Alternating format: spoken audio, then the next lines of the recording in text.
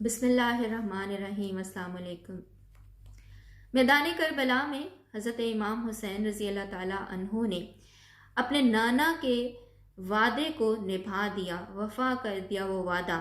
बचपन से ही आपकी शहादतों के बारे में बशारतें दे दी गई थी। प्यारे आका दो जहां अलैहिस्सलातु वस्सलाम को इस बारे में बता दिया गया था और उन्हें मालूम था कि इस तरह से 60 हिजरी के अख्ताम पर 61 हिजरी में ये जो वाक़या पेश आएगा,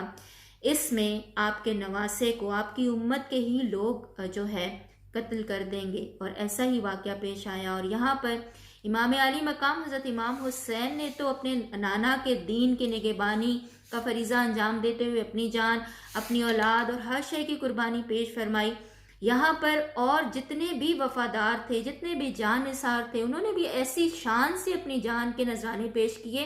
कि जिसकी कोई भी मिसाल नहीं मिलती।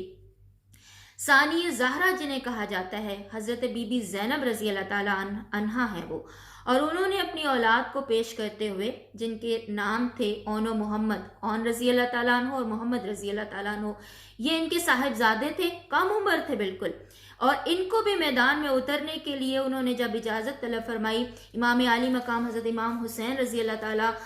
अन्हु से, तो आपने फरमाया कि अपने इरादे से बाज आ जाएं,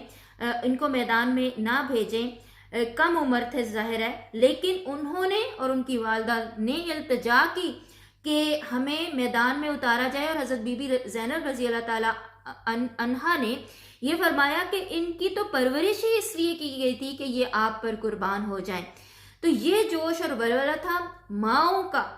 और ये जोश और वलवला था खुद उन बच्चों का, कमसिन बच्चों का।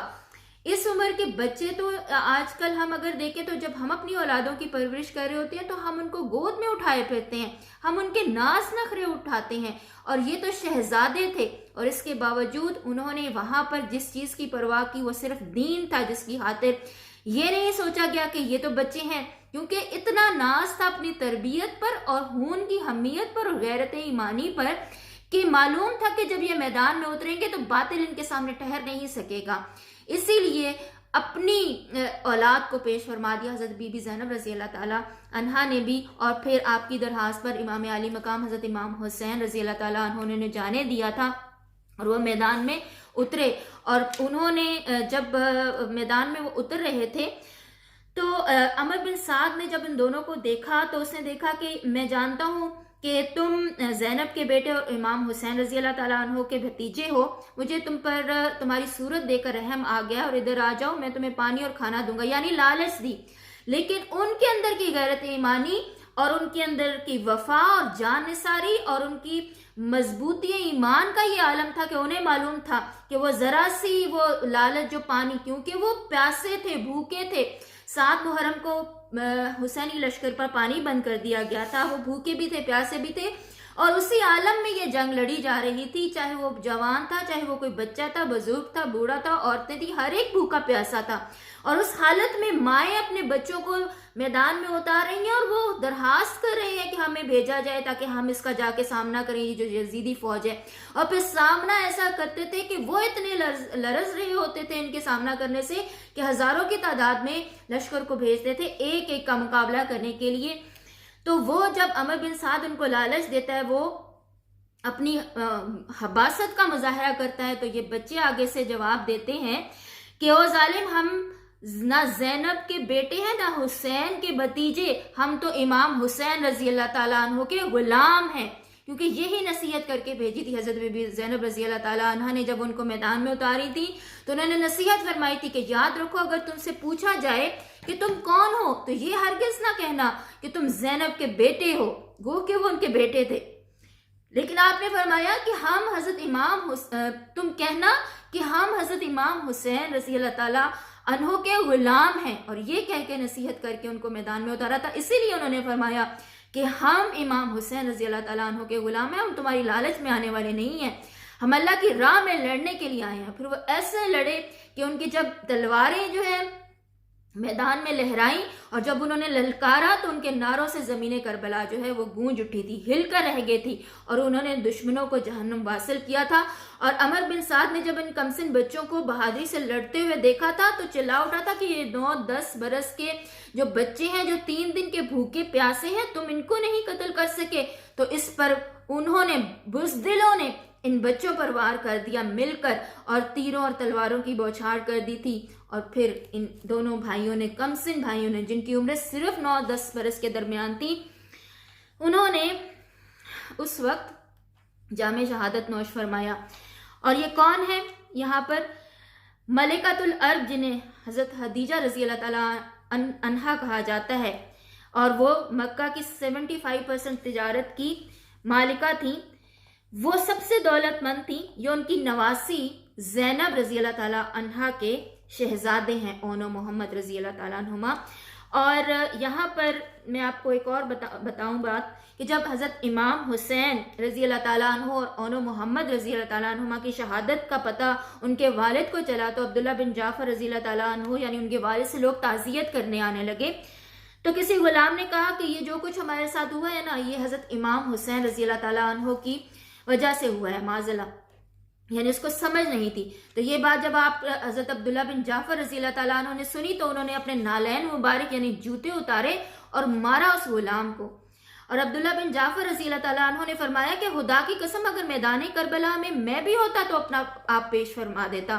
جان کا نذرانہ پیش کرتا، اور پڑھا کہ تمام تعریفیں اللہ کے لیے ہیں جس نے مجھے یہ اعزاز بخشا کہ میری قربانی حضرت امام حسین رضی اللہ تعالیٰ عنہ کی بارگاہ میں قبول ہوئی۔ اور یہی بات سیدہ زینب رضی اللہ تعالیٰ عنہا نے بھی فرمائی تھی کہ میرے اگر 1000 بیٹے بھی ہوتے تو میں بھائی پہ قربان کر دیتی۔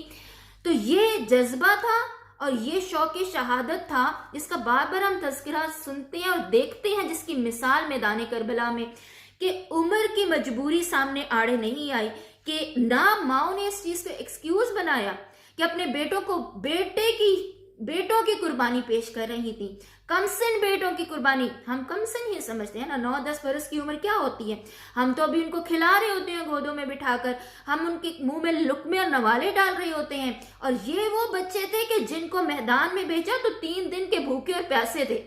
اور ان کے حلق سے پانی اور نوالا تک نہیں اترا ہوا تھا، اور جب یہ میدان میں جاتے تھے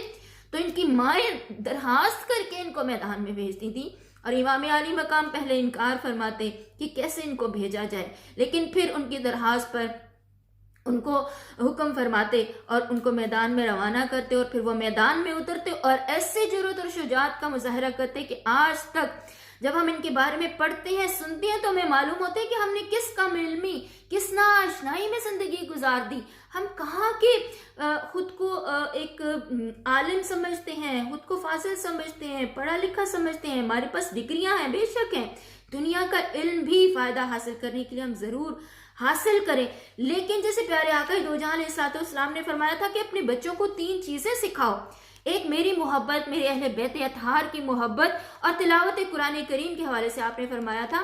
تو ہم دیکھیں کہ ہم اپنے بچوں کی تربیت کرتے ہوئے یہ تینوں ایسپیکٹس یا تینوں پہلو سامنے رکھتے ہیں، پیارے آقا دو جہاں علیہ السلام سے محبت، ان کی اہل بیت اطہار سے محبت، اور ان کی اہل بیت اطہار سے محبت کبھی مکمل اور کبھی کامل نہیں ہو سکتی، ہمارے دلوں میں اس کا ایک قطرہ بھی نہیں اتر سکتا جب تک کہ ہم واقعہ کربلا کے حقائق کو نہ جان سکیں۔ ہمارے دلوں میں آشنائی کے جب در کھلیں گے تبھی ہم ان سے محبت کر سکیں گے اور ہماری محبت میں اضافہ ہو سکے گا، ہماری آشنائی جب بڑھے گی تو ہی ہم ان کی پیروی کر سکیں گے۔ تو ہم نے کوشش یہ کرنی ہے کہ ہم ان کے بارے میں جانیں، اپنی اولاد کو بھی بتائیں، ان کو سمجھائیں، اور ان کو یہ تربیت ایسی دیں کہ وہ ان کو اپنا آئیڈیل سمجھیں، وہ ان کو مثال سمجھیں، عظیم کردار، اعلیٰ مثالیں۔ اور یہ صرف میدان کربلا میں ہی نہیں انہوں نے مثال اپنی زندگیوں کی پیش فرمائی، اس سے پہلے کو بھی جو زندگیاں ہیں اس زندگی کا اسوہ ہمارے لیے اطاعت کے قابل ہے کہ ہم ان کی زندگیوں کا اگر جانیں،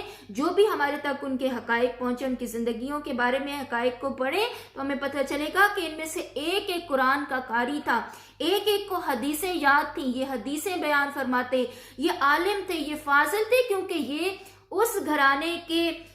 افراد ہیں، خاندان نبوت کے افراد ہیں، اہل بیت اطہار ہیں، کہ جس کے بارے میں کہا جاتا ہے کہ فصاحت اور بلاغت، علم، علم و فضل انہی کے گھر سے نکلا، ٹھیک ہے، کہ پیارے آقا دو جہاں علیہ الصلوۃ والسلام نے فرمایا کہ میں علم کا شہر ہوں اور علی اس کا دروازہ ہے۔